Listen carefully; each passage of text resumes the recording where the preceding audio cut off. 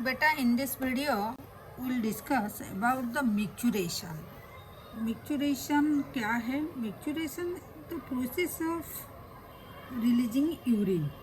ठीक है, मतलब जब भी हमारा नेफ्रॉन में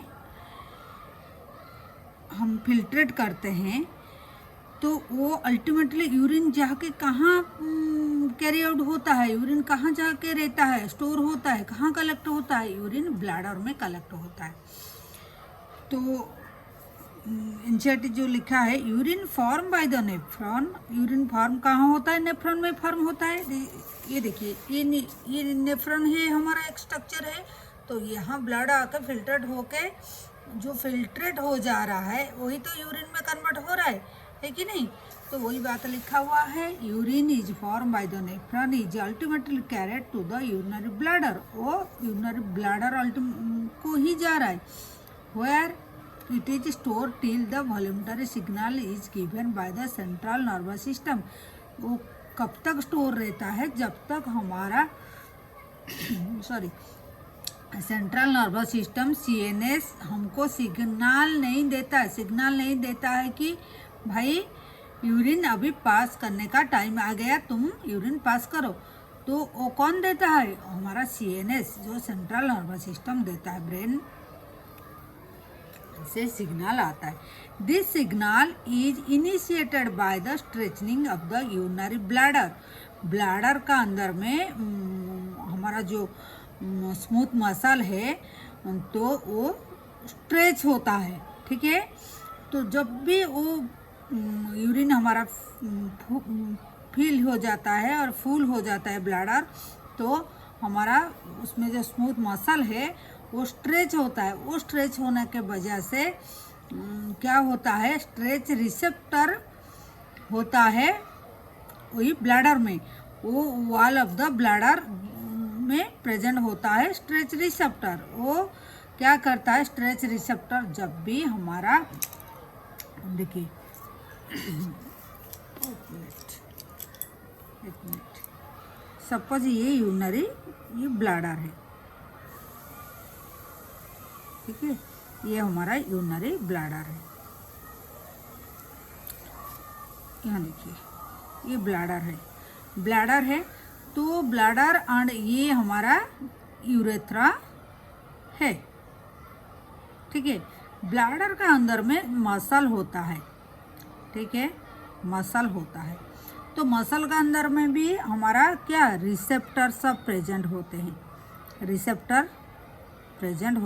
सपोज ये रिसेप्टर सब प्रेजेंट होते हैं, ठीक है, रिसेप्टर प्रेजेंट होते हैं।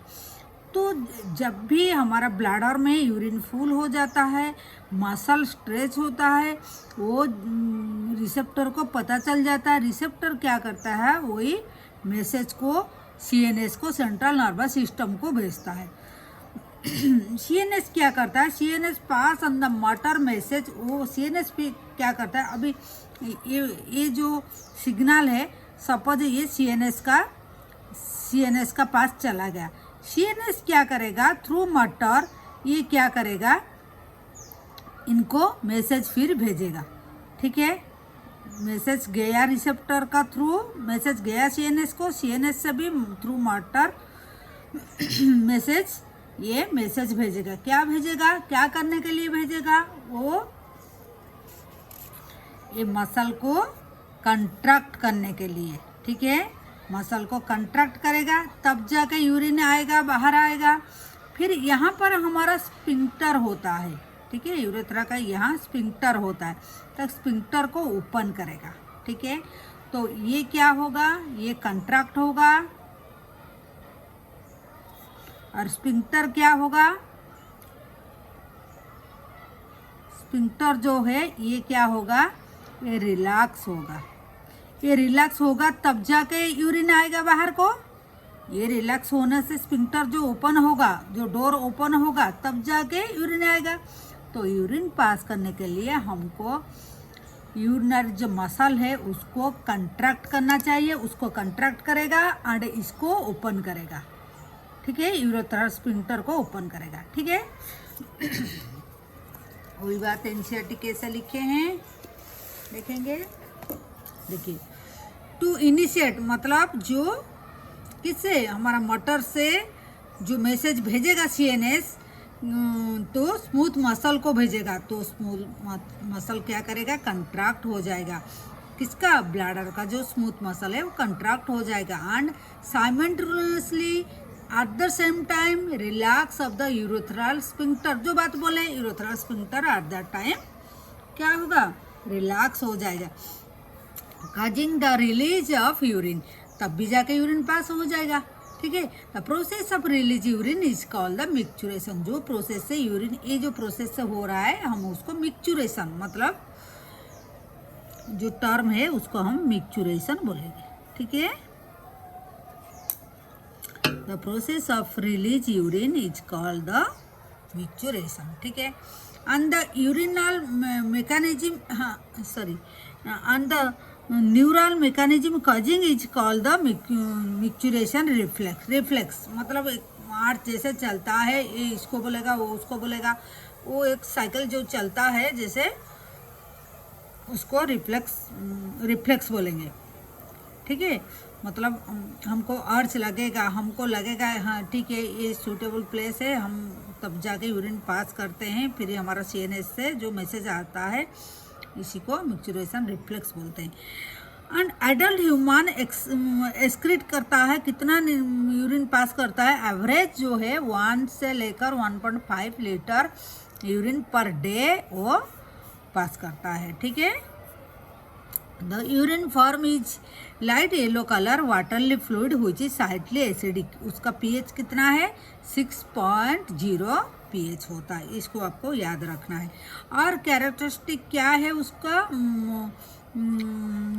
ऑर्डर मतलब थोड़ा स्मेल भी उसका होता है। ऑन एवरेज 25 से 30 gram of urea excrete per day हमारा कितना यूरिया एक्सक्रीट होता है, 25 से 30 ग्राम एक्सक्रीट होता है urea. Various condition can affect the characteristic of urine, urine का एक स्पेशल कैरेक्टरिस्टिक होता है, उसका स्पेशल स्मेल भी वो एक ऑर्डर होता है, तो कुछ बड़ी में गड़बड़ी हो जाएगा तो उससे वो अफेक्ट हो जाएंगे। एनालिसिस, इसीलिए हमको कुछ डिजीज होता है तो हम यूरिन क्लिनिकली डायग्नोसिस के लिए यूरिन टेस्ट भी कराते हैं। तो ये कुछ मेटाबॉलिक डिजॉर्डर मतलब हमारा जो बॉडी में जो प्रोसेस रिएक्शन चल रहा है, फूड का डाइजेशन चल रहा है, एब्जॉर्प्शन चल रहा है, वही जो मेटाबॉलिक प्रोसेस चल रहा है उसी में अगर कुछ गड़बड़ी हो जाएगा, माल फंक्शनिंग हो जाएगा, काम नहीं कर रहा है हमारा सिस्टम सही ढंग से, तो तब हमारा kidney mall functioning of kidney अगर हो जाएगा तो डिजॉर्डर हमको शो करेगा यूरिन में।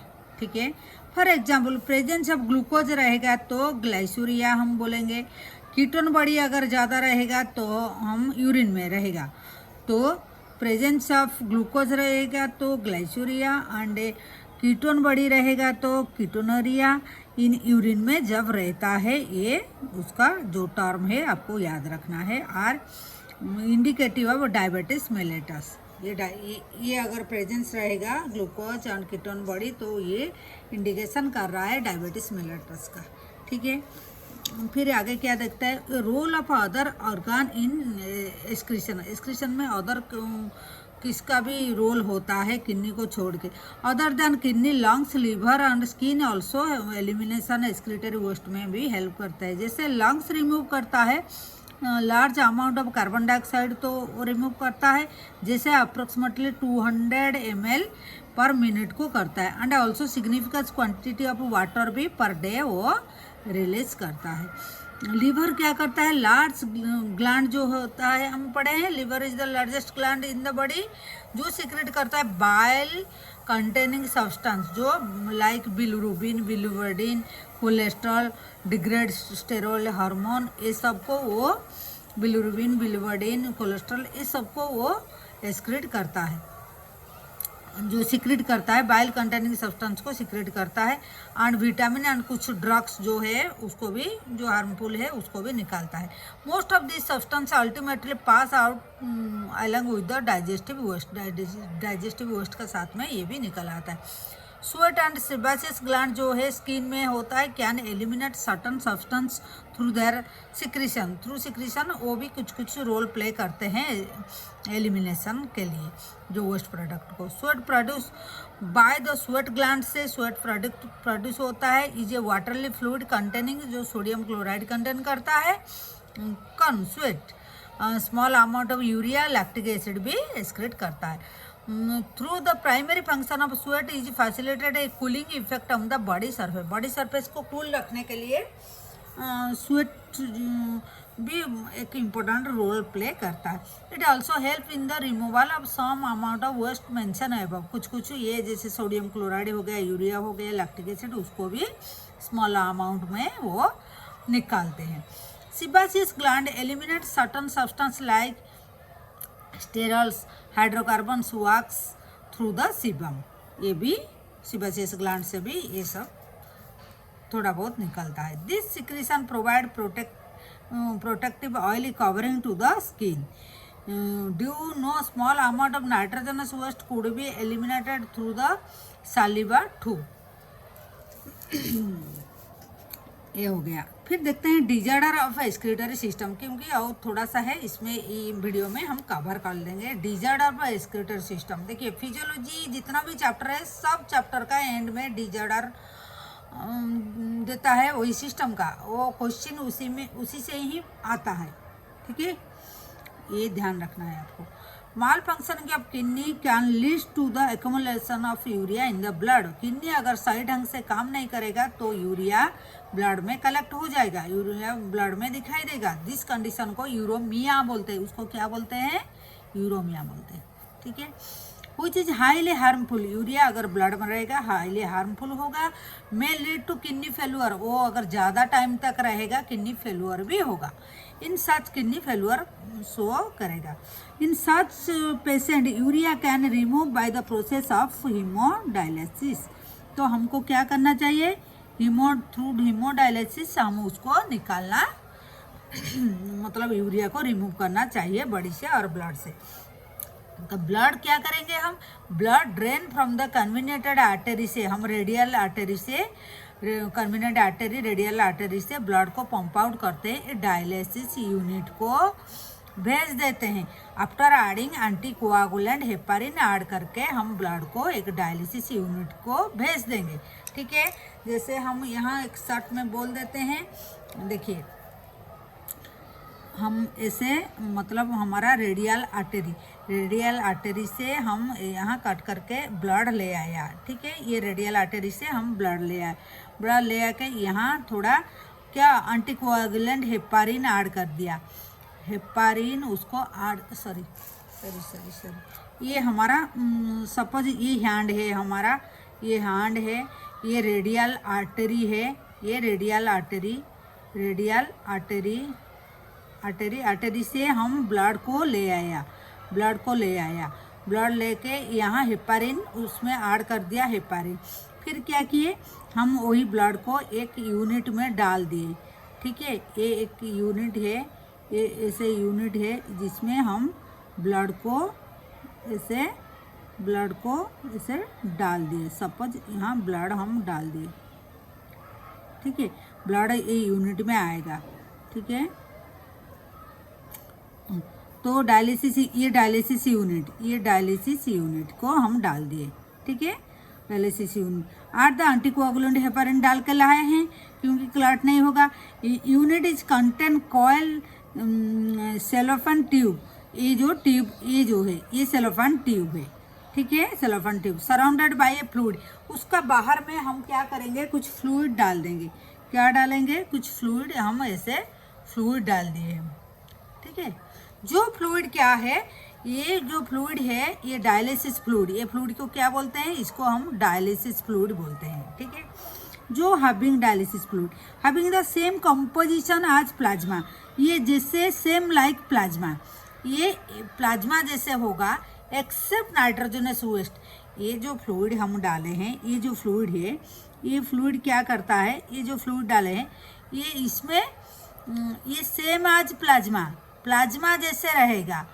तो अगर ये जो ब्लड आ रहा है ये और इसमें भी फ्लूइड डाले वो अगर सेम रहेगा, इसका बराबर रहेगा, उसका प्लाज्मा जैसे रहेगा, तो और कुछ चीज़ नहीं जाएगा। लेकिन एक्सेप्ट नाइट्रोजनस वेस्ट, इसमें नाइट्रोजनस वेस्ट नहीं है, ठीक है, इसमें नाइट्रोजनस वेस्ट माइनस है, ठीक है, इसमें नाइट्रोजनस वेस्ट नहीं है।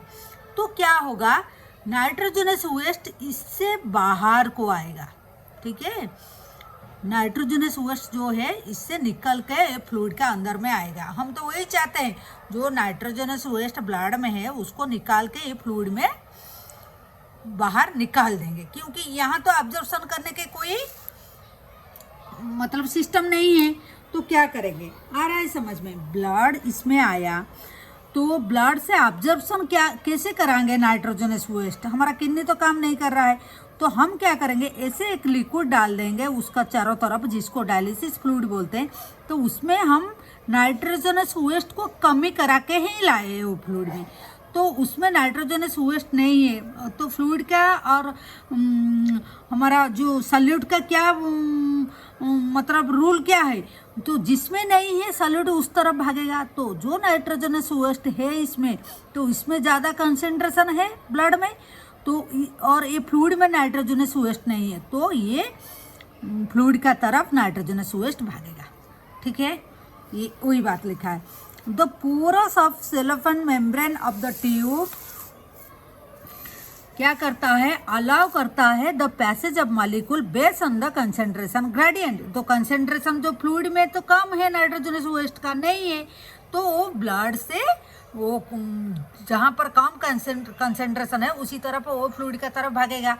हम भी वही चाहते हैं, वो फ्लूइड का तरफ आने से हम वेस्ट नाइट्रोजनस वेस्ट को निकाल देंगे, क्योंकि फ्लूइड में आज the nitrogenous waste are absent in the dialysis fluid में, डायलाइजिंग फ्लूइड में नहीं एब्सेंट था, तो the substance freely move out, वो फ्लूइड का तरफ भागेगा ब्लड से, है कि नहीं, thereby clearing the blood, blood clear अभी हो जाएगा। अब भी वही क्लियर ब्लड को हम क्या करेंगे, क्लियर ब्लड को पंप बैक कर देंगे थ्रू वेन, वेन का थ्रू दे के एंटी हेपारिन दे के हम कहाँ भेजेंगे, फिर उसको हार्ट को भेज देंगे, जो वहाँ पर जाके प्यूरिफिकेशन मतलब जो पंप आउट होता, सॉरी हार्ट में वो पंप आउट होगा, ठीक है। तो वही है डायलिसिस, हीमोडायलिसिस का प्रोसेस है। तो किडनी हीमोडायलिसिस हर टाइम हम नहीं कर पाएंगे, तो उसका परमानेंट सोल्यूशन करना पड़ेगा, वो तो टेम्पररी सोल्यूशन है। तो हम क्या करेंगे, किडनी ट्रांसप्लांटेशन मतलब ट्रांसफ़र करेंगे, ट्रांसप्लांटेशन किडनी को ट्रांसफ़र करेंगे। Is ultimately method of correction of acute renal failure, transplantation करेंगे, ठीक है, किडनी ट्रांसप्लांटेशन। तो ये है ultimate method for correction of renal failure, जिसका रीनल फेल्यूर है, ये ट्रांसफर जो किडनी ट्रांसफ़र है, ये एक मतलब अल्टीमेट मेथड है जिसका किडनी फेल्यूर है। Functioning of kidney is use in the transfer, मतलब जो किडनी ट्रांसफ़र होगा फॉर ए डोनर, हमको एक डोनर चाहिए, प्रिफरेबली क्लोज रिलेटिव, मतलब वही मैचिंग सही तरीके से होगा, to minimise the chance of rejection of immune system. नहीं तो हमारा होस्ट जो देगा, जो मतलब डोनर एंड होस्ट जो मतलब जिसको हम देंगे और जो देना चाह रहा है, ठीक है, तो रिसिपिएंट एंड डोनर का सही ढंग से मैच होना चाहिए। तो modern clinical procedure increase the success rate of वही टेक्निक जो अभी ट्रांसप्लांट हो रहा है हमारा, तो ये अभी मॉडर्न टेक्नोलॉजी में बहुत सही ढंग से हो पा रहा है। रीनल कैलकुली मतलब ये रीनल मतलब जब हमारा किडनी में एक स्टोन हो जाता है, क्रिस्टलाइज साल्ट प्रेजेंट हो जाता है, ऑक्सैलेट जिसको बोलते हैं विद इन द किडनी। तो ये टर्म को भी 2018 में ये क्वेश्चन आया था। हाँ, तो ग्लोमेरुलर नेफ्राइटिस क्या है, जब भी ग्लोमेरुलाई में इन्फ्लामेशन हो जाएगा, जब भी यूटीआई हो जाता है हमारा, तो ये इन्फ्लामेशन भी किडनी नेफ्राइट मतलब ग्लोमेरुलस में इन्फ्लामेशन हो जाता है, जो टर्म को ग्लोमेरुलर नेफ्राइटिस बोलते हैं।